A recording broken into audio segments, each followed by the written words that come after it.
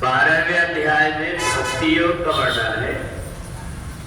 अथ चित्तम समाधातुम न शक्नोषि मयि स्थिरम अभ्यास योगेन ततो माम इच्छाप्तुम धनंजय। भगवान ने 12वें अध्याय में भक्ति योग बताया है और भक्ति योग का रास्ता कोई ज्ञानी पुरुष के द्वारा जाता है जिसने अपने जीवन में भक्ति कैसे करना चाहिए इसका अनुभव किया है। और इसलिए आज ही के दिन को गुरु पूर्णिमा भी इसलिए कहते हैं। हमारे वेदों में पुराणों में ये कहा गया है कि जिस व्यक्ति ने हमें कुछ दिया है हमारा उसके प्रति कुछ कर्तव्य होता है और इसलिए हमें रास्ता बताने का काम जो करता है उसको हम गुरु रूप में मानते हैं।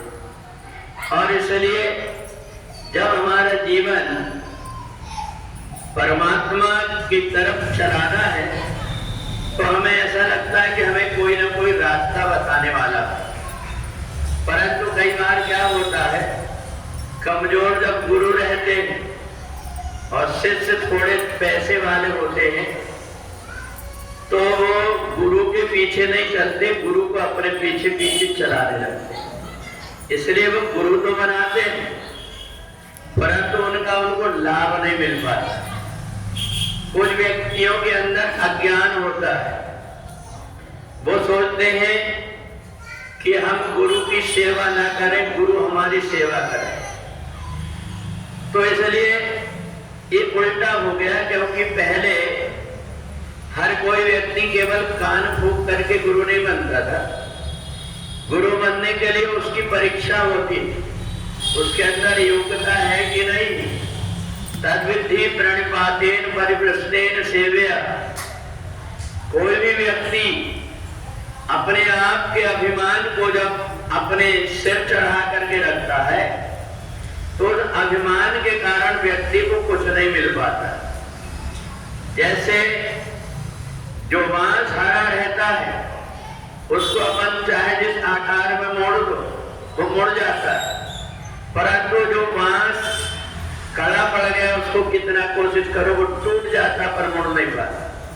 ऐसे ही एक जगह होती है गुरु के सामने जहां की व्यक्ति अपने अभिमान को विदा करके नम्रता से बैठता है और तभी जाकर के उसको ज्ञान प्राप्त होता है। परमात्मा ने भी गुरु आश्रम में जाकर के गुरु गृह पढ़न गए रघुराई अल्पकाल विद्या सब आई। विद्या पाई नहीं जाती। वेद शास्त्र पुराणों में पढ़ने से परमात्मा का ज्ञान नहीं होता। परमात्मा का ज्ञान तो तब होता है जबकि किसी व्यक्ति ने अनुभव किया हो परमात्मा को, फिर रास्ता बताता है।